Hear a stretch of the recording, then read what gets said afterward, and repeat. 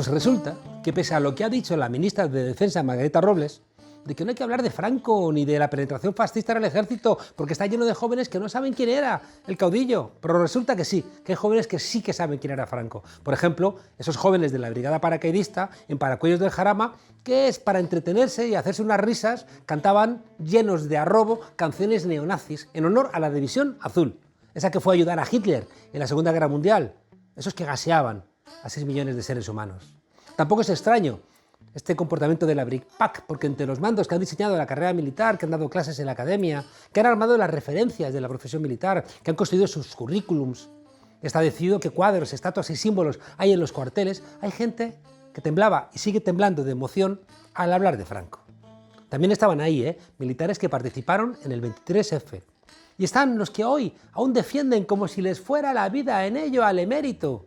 Les da igual que haya robado, que haya usado recursos públicos para tapar fechorías, que cobre comisiones ilegales, o vaya usted a saber qué recibe a cambio de secretos de Estado, o si no, viendo la cantidad ingente de dinero que le han regalado políticos y empresarios de otros países, ¿no vamos a multiplicar las sospechas?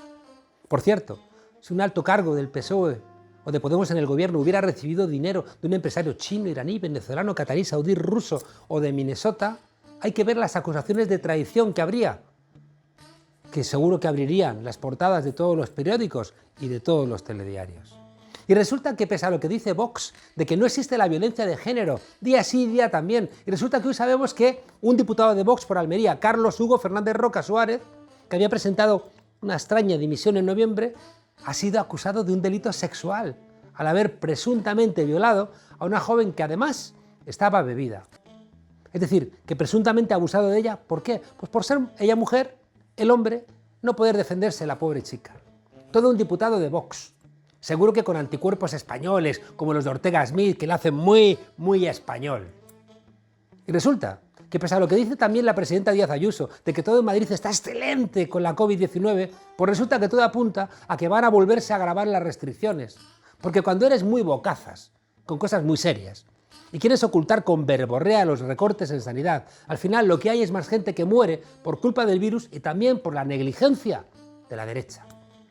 Y resulta que pese a lo que dice el gobierno de que el rey emérito es igual que todos los españoles ante la ley, la verdad es que todo apunta a que no es verdad.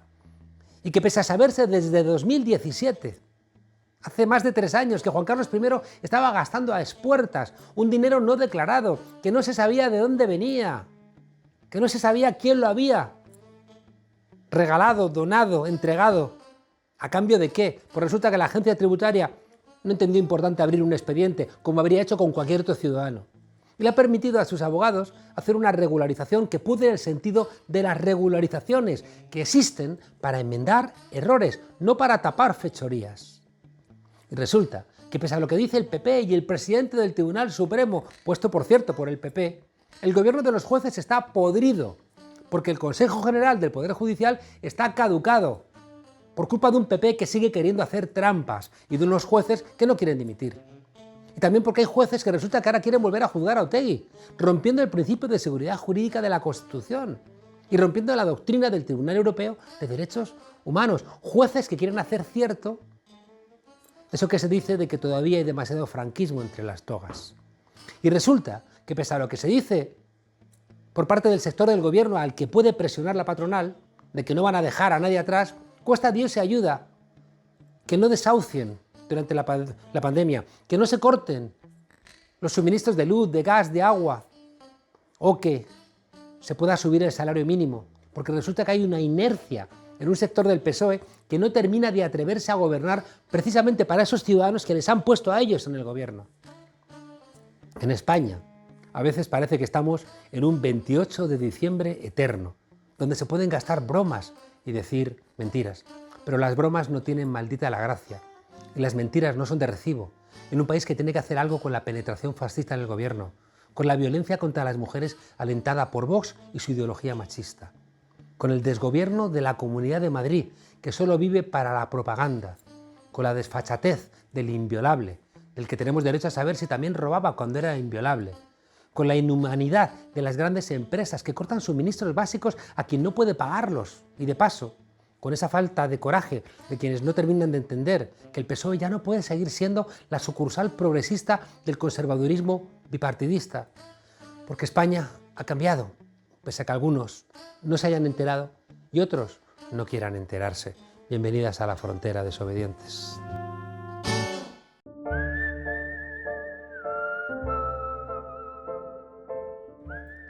En España empezó a haber conciencia fiscal cuando se detuvo a Lola Flores y la gente dejó de jactarse en los bares de no pagar Hacienda. Hoy quien tiene problemas fiscales es el rey emérito. La culpa, dicen, de Podemos.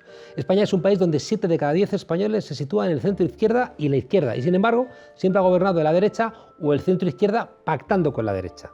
Con el gobierno de coalición del PSOE y Unidas Podemos eso ha cambiado, un salto histórico, y algunos han empezado a decir que no les gusta tanto la democracia. La derecha no lo tiene bien, hay una nueva mayoría de gobierno por la izquierda, están encerrados en la foto de Colón con Vox, todos los días hay un nuevo caso de corrupción, de la Gürtel, de la Púnica, y encima el rey emérito, el piloto de la transición, ha mostrado por fin quién era. Los pronunciamientos militares de los amigos de la derecha parece que tampoco ayudan. La derecha ha salido en tromba a defender al emérito, como una forma de defender la monarquía. ¿Lo hará, incluso rompiendo el Estado de Derecho? ¿Intentarán prolongar la inviolabilidad más allá de su abdicación? ¿Qué escenario judicial espera al emérito? ¿Es verdad que Hacienda somos todos, como dijo Bravo Murillo, y recuperó la democracia? ¿Es verdad que todas las regularizaciones son iguales?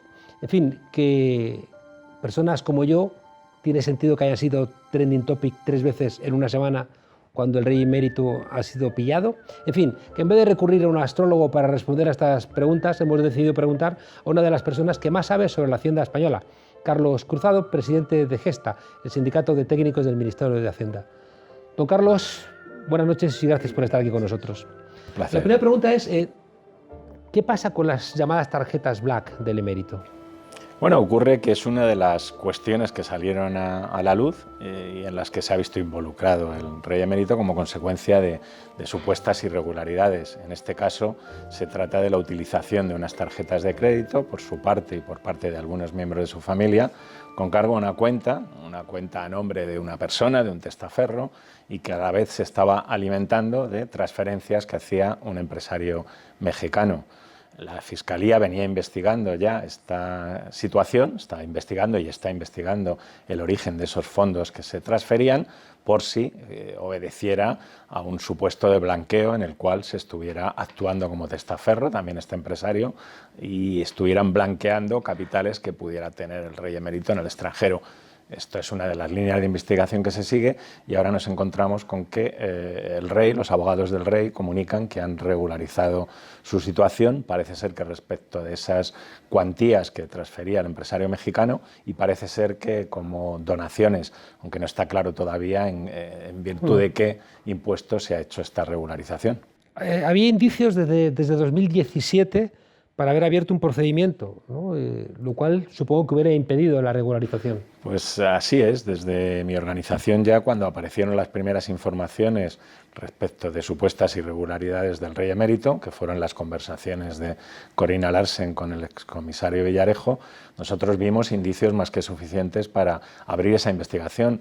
Corina Larsen en esas conversaciones daba nombres de supuestos testaferros, hablaba de cuentas, de fundaciones, de terrenos en Marruecos, hablaba de un terreno en Marruecos, supuestamente a su nombre, pero con titularidad real del rey emérito.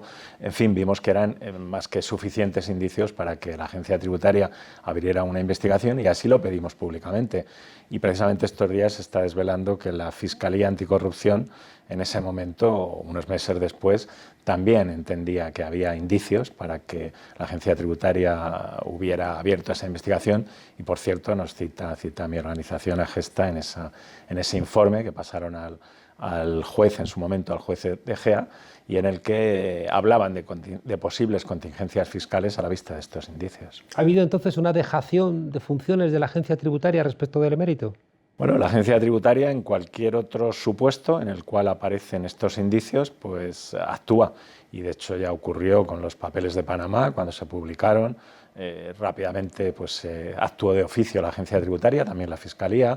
o los papeles de Football Leagues. Ha habido muchos escándalos que han aparecido en los medios que podían salpicar a contribuyentes españoles y en los cuales pues, la agencia tributaria ha tomado cartas en el asunto y ha abierto las correspondientes investigaciones, como debería haber hecho en este caso también. Para que la regularización termine, creo que hay unas 10.000 complementarias al año que se hacen. Hay muchas complementarias, de hecho hay que distinguir complementarias y complementarias. La gente puede tener un error, olvidar algún concepto en su declaración y presenta la declaración complementaria. Creo que el último año fueron más de 500 millones los que se recaudaron como consecuencia de estas regularizaciones. Hemos llegado hasta 1.000 y a más de 1.000 millones al año, o sea que es habitual. Otra cosa es comparar los supuestos, ¿no? Hay una pregunta, porque claro, la realización de una complementaria implica que se termina ahí ese procedimiento, siempre y cuando la agencia tributaria no haya comunicado, ¿no?, a la persona la supuesta infracción. ¿Se le ha comunicado al rey la infracción o no? Pues la regularización que los abogados del rey publicaron, o hicieron público que se había presentado, lo que demuestra es precisamente que no se había comunicado por parte de la agencia ese inicio de una inspección, porque en ese caso no hubieran podido plantear la regularización. O sea, ¿se hubiera invalidado automáticamente la presentación en caso de que hubiera sido comunicado ya? Bueno, no invalidarse, pero se hubiera tomado ese pago como a cuenta de las futuras responsabilidades en que pudiera incurrir el rey emérito. La ley es muy clara y solamente permite estas regularizaciones con los efectos que tiene respecto de liberar de sanciones tributarias, incluso en este caso podrías llegar a ser de posibles delitos fiscales, solo en virtud de que no haya sido requerido previamente por la agencia tributaria ese contribuyente o se le haya notificado la iniciación de un procedimiento judicial o de diligencias fiscales. ¿Y sabemos si ha ocurrido alguna de esas dos cosas? Se ha publicado estos días que la Fiscalía le había notificado, pero extraña que la propia Fiscalía esté estudiando a ver si esa notificación había sido un requerimiento formal, como dice la ley, ¿no? Parece que cuando se hace una notificación pues se debe de saber, ¿no?, cómo se hace la notificación. No sé que sea una llamada, oye, ¿no? cuidado que claro, te están investigando. Correcto, eso no es lo mismo. Se está hablando de aviso, ¿no? Y en este caso, desde luego, si no fuera una notificación conforme a la norma, pues esto podría ser otra cosa, sin duda. Ahí entonces Hacienda no somos todos. Pues Hacienda no somos todos, lo dijo ya una abogada del Estado representando a la propia agencia tributaria en el juicio en el que se pretendía procesar y se procesó finalmente a la infanta. Y para evitar precisamente esa situación, la abogada del Estado decía que eso era solo un eslogan publicitario, ¿no? Quizá le traicionaba el subconsciente si pensaba que efectivamente Hacienda no somos todos, ¿no? Respecto del emérito, también hace falta que la cuantía abonada sea veraz y completa. Correcto, tiene que ser veraz en el sentido de que si lo que ha regularizado es el impuesto de donaciones, como se está apuntando desde distintos medios, tiene que obedecer realmente a una donación esto. Desde luego, si esas cantidades que traspasaba el empresario mexicano obedecían a otra razón, porque estuviera compensando ya un pago previo o estuviera simplemente trasladando, como decía antes, en el supuesto de que estuviéramos ante un tema de blanqueo, pues esto invalidaría la regularización y por tanto no tendría efectos.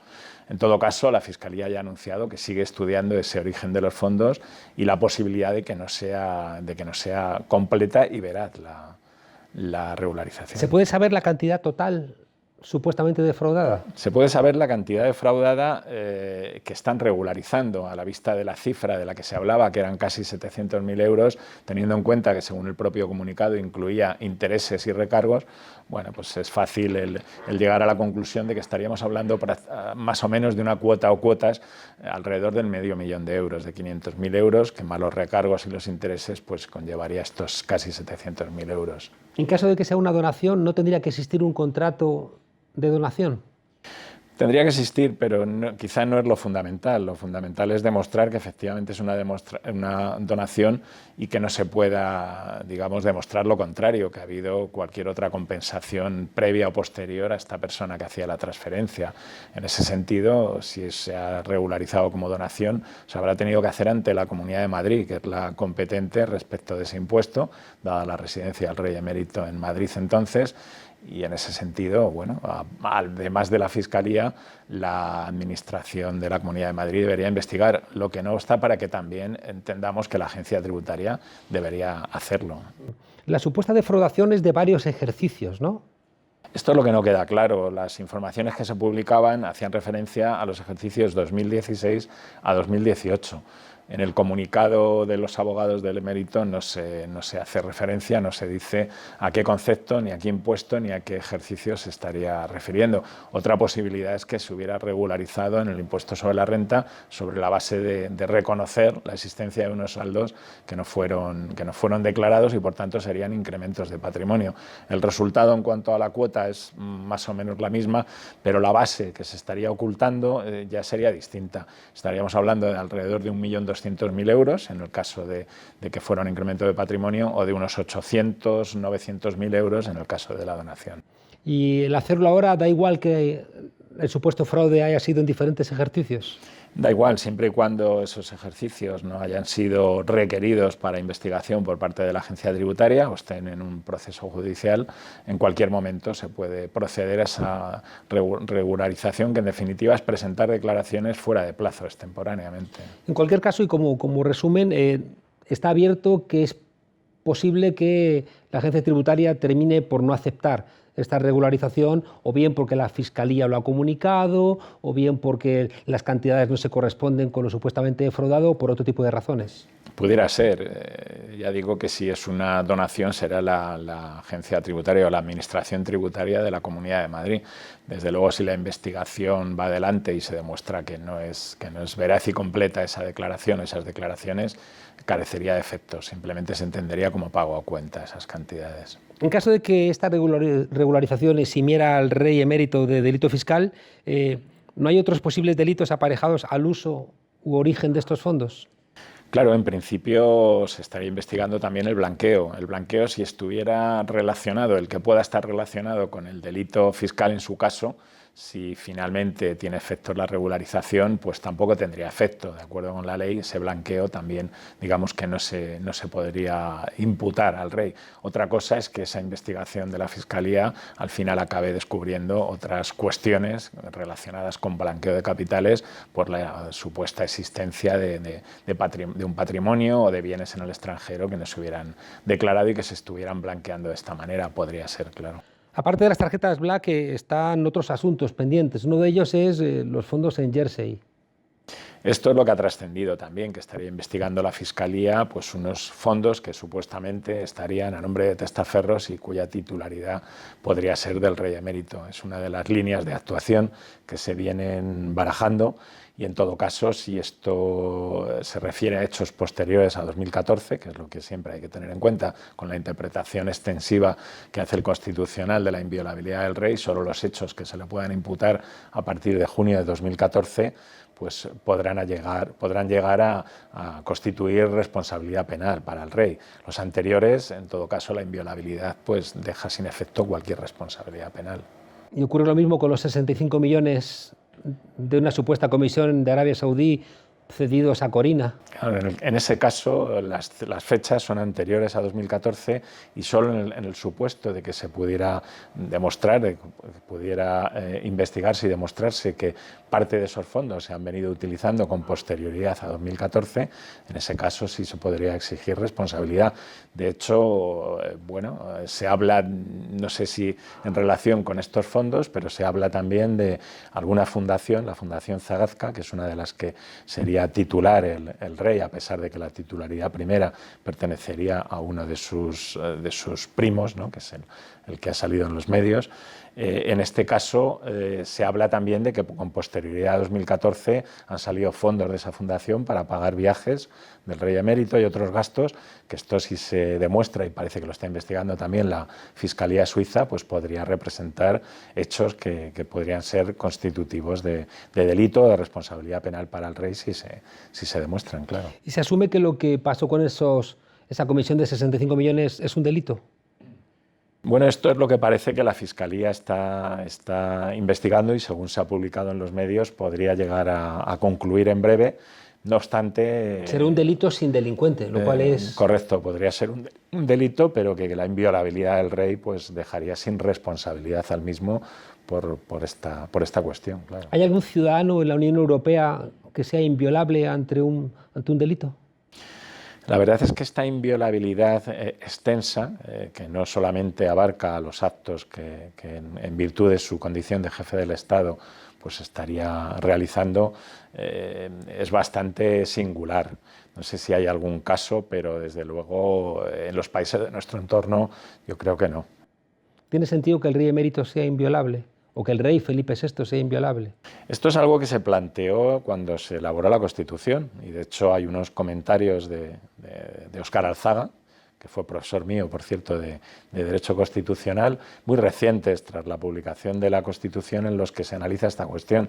Se habla de que ya se planteó la posibilidad de que el rey pudiera delinquir, y Óscar Alzaga en sus comentarios lo que dice es que esto, si se diera, sería el ocaso de la monarquía. Esto es lo que decía Óscar Alzaga en ese momento, ¿no? Déjeme preguntarle por algo sobre lo que tengo un interés personal. Dicen que lo que hizo el rey emérito es igual a lo que hice yo cuando regularicé los ingresos por una consultoría para el Banco del Alba, tras haber declarado, siguiendo los consejos, entre otros, del Ministerio de Industria con una empresa, que es algo que hoy sé que no era correcto, pero que era una práctica común y que se recomendaba incluso. ¿Se puede comparar la regularización que yo hice, la complementaria que yo hice, con lo que ha hecho el rey emérito? Bueno, sin duda no hay ninguna comparación, ¿no? Se suelen mezclar muchas veces estos supuestos casos de fraude, de utilización de sociedades, y la verdad es que hay que analizar caso a caso. Desde luego, en el caso de la sociedad en la que te viste envuelto en aquella cuestión, bueno, pues ni por tu persona ni por el contenido de esas situaciones se puede comparar con este, ¿no?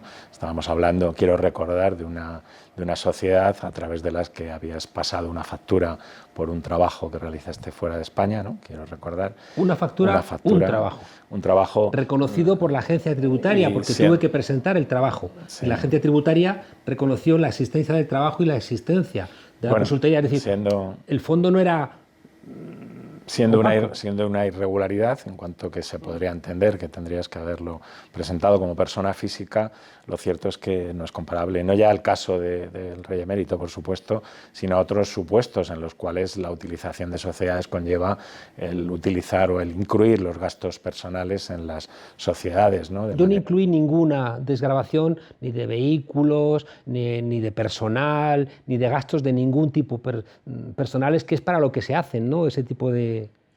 Como digo, no es comparable, esto siendo una irregularidad que en su momento, antes de que quizá por esto también es por lo que se está hablando estos días, de que, bueno, regularizaste, bueno, como digo antes, las regularizaciones cada año son de miles de contribuyentes y por importes conjuntos muy altos, ¿no? En aquel momento había discusión, yo hablé con mi asesor y me dijo, mira, es que lo que has hecho es correcto porque tú vas a tener que pasarte todo el volumen final a beneficios, porque no has desgravado nada y por tanto en beneficios vas a tener que declarar de una manera similar a como si hubieras hecho inicialmente esta declaración a través del IRPF. Pero yo le dije, mira, no voy a ir a pelearme con Hacienda, van a hacer un escándalo, prefiero hacer una complementaria y solventamos el asunto, ¿no?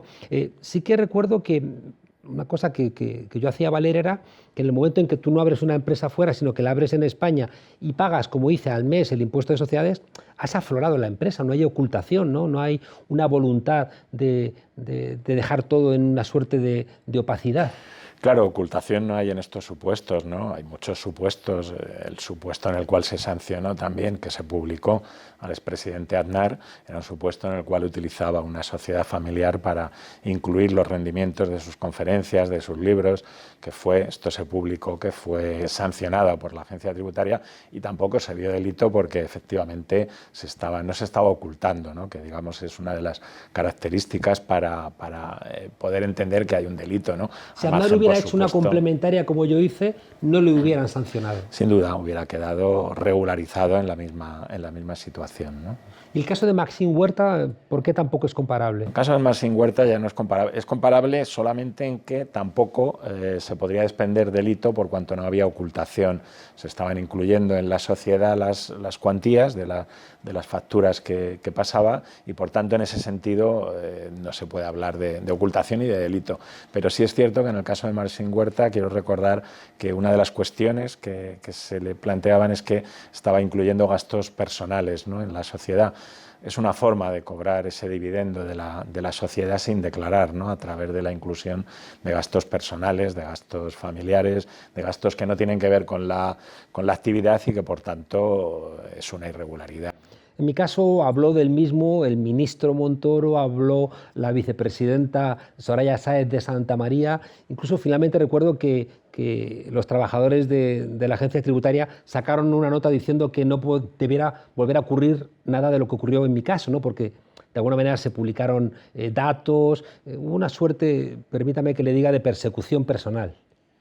Bueno, es cierto que cuando apareció la primera noticia, esto sí que lo recuerdo, lo que se te imputaba en los medios era que no habías facturado con IVA aquel trabajo, ¿no?, que es algo por lo que nos preguntaron inmediatamente y aclaramos que, bueno, siendo un trabajo que se realizaba para fuera de la Unión Europea, pues no procedía el IVA, ¿no? A partir de ahí, bueno, fueron muchas informaciones y es cierto que, bueno, el ministro Montoro entonces, en tu caso y en otros, en los cuales nosotros hemos planteado siempre públicamente cómo andaba en esa línea un poco difusa, ¿no?, de lo que era el dar alguna interpretación o personal con la posible utilización de datos que provenían de la agencia tributaria, ¿no? Lo hizo en determinadas ocasiones, hasta con políticos, en diputados, en el propio Congreso, con medios de comunicación, y nosotros entendemos que el ministro no debe nunca referirse. En mi caso se publicaron datos que solamente tenía la agencia tributaria. Ocurrió, como digo, con otros casos y desde luego es absolutamente reprobable. En la agencia tributaria los datos no se pueden filtrar, no se puede hablar de ellos. De hecho, hay un control importante respecto de los funcionarios de la agencia tributaria, pero a veces, bueno, pues el propio ministro es el que puede llegar a, por lo menos, a insinuar datos y cuestiones que no debería, ¿no? España destaca en nuestro entorno europeo por el fraude fiscal. No sé si un país puede resistir el fraude fiscal que tiene España. Tiene un porcentaje España muy alto, y esto no lo dice solo Gesta, sino la mayoría de los informes que se publican, y de hecho el último del Fondo Monetario Internacional de hace un par de años, donde se aprecia pues ese diferencial que tenemos con respecto a Alemania, que triplicamos su porcentaje de economía sumergida, o con Francia, que lo duplicamos.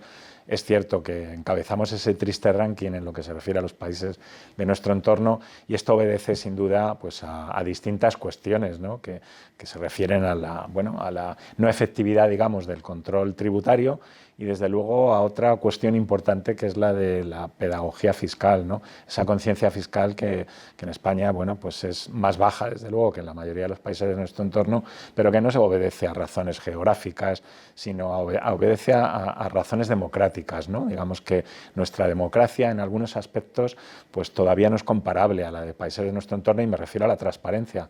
En transparencia tenemos una ley muy reciente de transparencia frente a leyes de transparencia en los países de nuestro entorno de décadas, y en ese sentido los ciudadanos pues digamos que no aprecian muchas veces o echan en falta esa falta de ejemplo de las élites políticas y económicas y empresariales en nuestro país con respecto al pago de los impuestos. Bueno, el ministro de Economía del PP en la cárcel, el presidente de la patronal, Díaz Fernández, en la cárcel. No me imagino yo en Inglaterra un Urdangarín, ¿no?, yendo a pedir dinero en nombre de la reina a cargos públicos y que se lo den, ¿no? Es decir, que son... Bueno, este es uno de los problemas que tenemos, y ahora el mayor exponente es el escándalo en el que está envuelto el ex jefe del Estado, ¿no?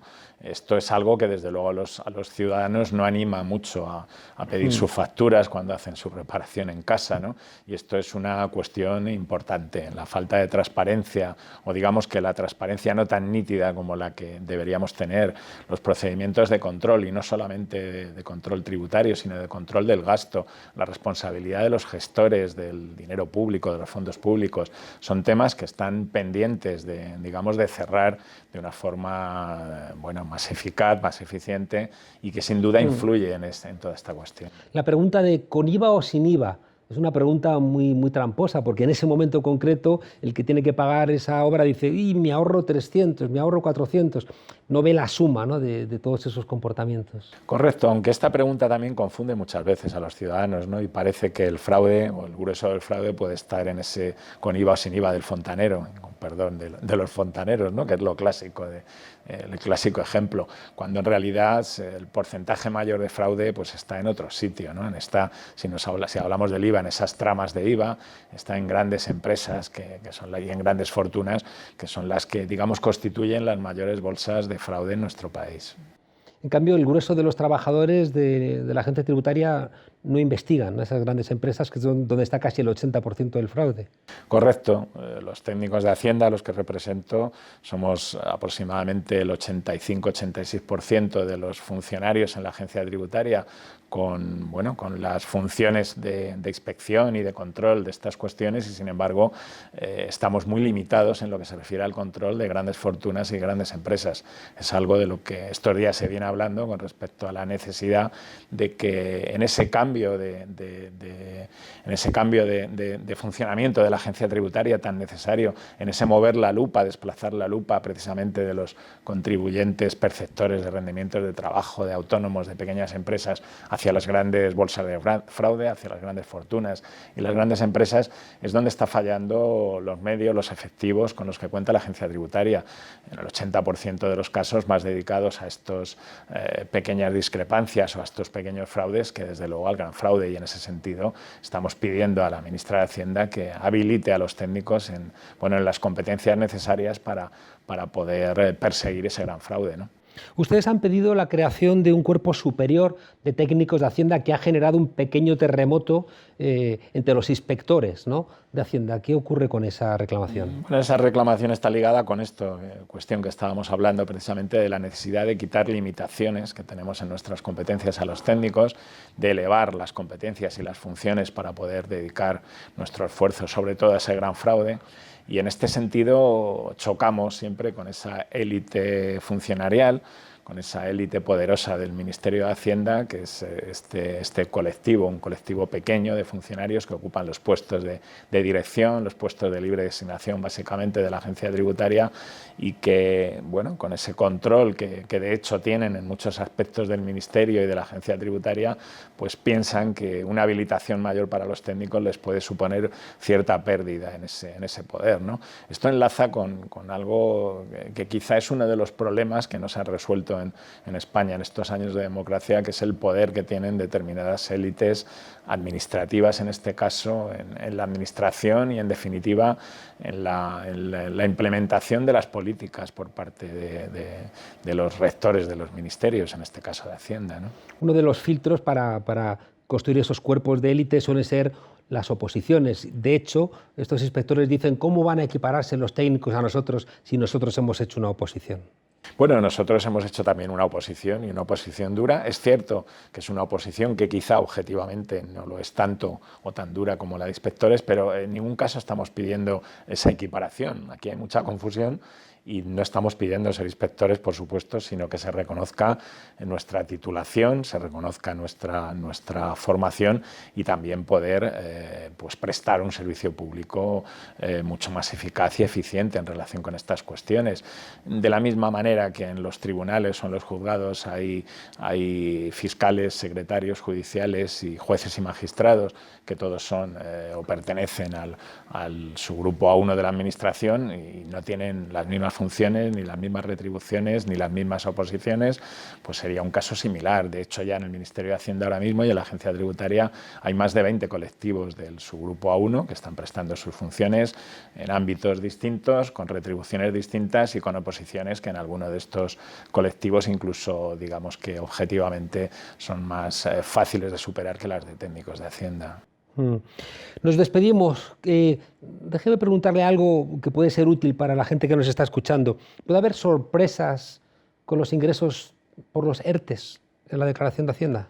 Puede haberlos, de hecho es algo de lo que venimos advirtiendo, que los trabajadores que han sufrido un ERTE y han estado cobrando esa prestación del Servicio Público de Empleo, se pueden encontrar en junio del año que viene con una sorpresa al hacer la declaración de la renta. De entrada, personas que puedan estar obteniendo ingresos por debajo de 22.000 euros y que como consecuencia de esto no venían presentando su declaración, al tener otro pagador, que así lo entiende la agencia tributaria por parte del SEPE, de la SEPE, pues van a tener que declarar con un límite inferior, que es el de los 14.000 euros. Y por otro lado, se pueden encontrar la sorpresa de que al no tener retención en el pago de esa prestación o tener una retención mínima, van a ver que en junio van a tener que pagar más de lo que habitualmente vienen haciéndolo o tener una devolución menor, dado que esa parte que no ha sido retenida en la prestación es algo que van a tener que compensar posteriormente. Claro, pero en el primer caso es gente que va a tener que pagar más habiendo ganado menos, es decir, que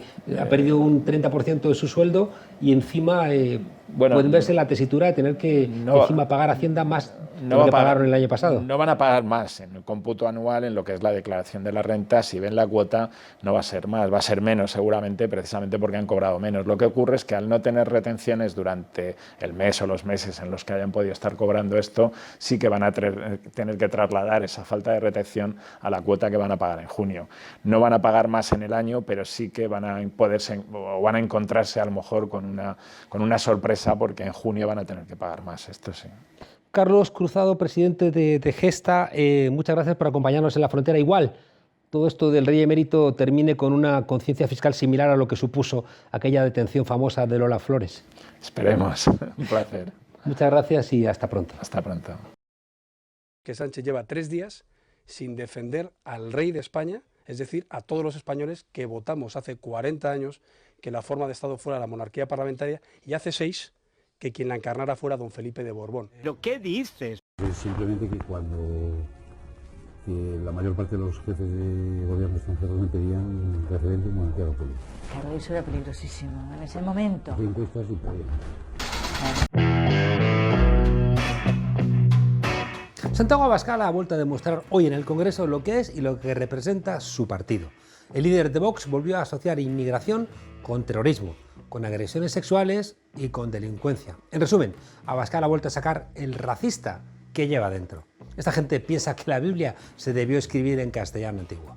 Ya pidió un bloqueo a la Armada Española para que cerrase las Islas Canarias y evitase la llegada de pateras y cayucos. Y le contestó el responsable diciendo que a ver si se lee un poquito de derecho marítimo. ¿Y qué será lo próximo que pide Abascal? ¿Exigir la apertura de campos de internamiento? ¿Hablará con sus amigos de Polonia y Hungría para que le pasen los planos de esas edificaciones y de esos bloques de reunión que hicieron los nazis en aquellos países? No, señorías, por mucho que lo digan todos ustedes, de todos los grupos parlamentarios, no necesitamos miles de inmigrantes ilegales al año para pagar las pensiones. Según el caudillo de Vox, nuestro país, ¿qué va a necesitar a los inmigrantes para pagar las pensiones? ¿Será por dinero? Bertín, otra ronda de fino y unas gambitas que paga Abascal. Es lo que tiene haber vivido durante años de las mamandurrias de mamá Pato Esperanza Aguirre. Pierdes el norte y al final crees que el cash, como el maná, cae de los árboles o de los contribuyentes. Aunque he sabido que los nobles no hablan de dinero, ¿eh? Son esas herencias católicas de hidalgos a los que nunca les ha levantado el gallo. ¿Cómo piensa pagar Abascal las pensiones? Si es que las piensa pagar, ¿con las regularizaciones del emérito? ¿Con los 31.000 millones que defraudan Hacienda las grandes empresas cada año? ¿Pidiendo una limosnita por favor a don Amancio Ortega? El español primero soy yo, porque estoy aquí en el campo, dando caña. Más allá de las bravuconadas y de los exabruptos de Vox, la realidad cae por su propio peso. Según el Pacto de Toledo, España necesita de unos 250.000 inmigrantes al año para poder hacer frente al pago de las pensiones. 250.000. Y el tonto a las 10 de Toni Cantó hablando de avalancha por los 2.000 seres humanos hacinados en Arguineguín. Qué tiempos, cuando la derecha en España era cristiana y tenía un poquito de compasión y no eran tan desalmados como estos individuos. El Estado paga mensualmente 10 millones de pensiones, 15 millones en 2050. Con una pirámide poblacional bajas, cada día que pasa nuestro país envejece 4,8 horas. Sin esta aportación de inmigrantes estaríamos envejeciendo prácticamente 7 horas al día. ¡Zasca! La mejor medicina contra cualquier xenofobia, contra cualquier demagogia, es la verdad. Y si la demuestras con datos oficiales, mejor.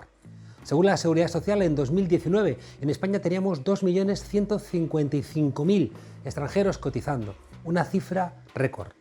Más de 2 millones de trabajadores y trabajadoras aportando su granito de arena para que los pensionistas de este país puedan seguir cobrando su pensión. Por supuesto, inmigrantes que pagan el IVA en todo lo que consumen y que demuestran más conciencia fiscal que el emérito y sus nietos. ¿De qué vivirían estos generales retirados que amenazan a la democracia sin esos millones de cotizantes? ¿Les bastaría para comer con el abrazo de Santiago o le pedirían algo más? ¿Se alimentarían de los antivirus españoles de Ortega Smith, de los Smith españoles, esos de toda la vida, por cierto? Versionando a Jesucristo, no solo de banderas, vive el hombre. Hasta mañana, desobedientes.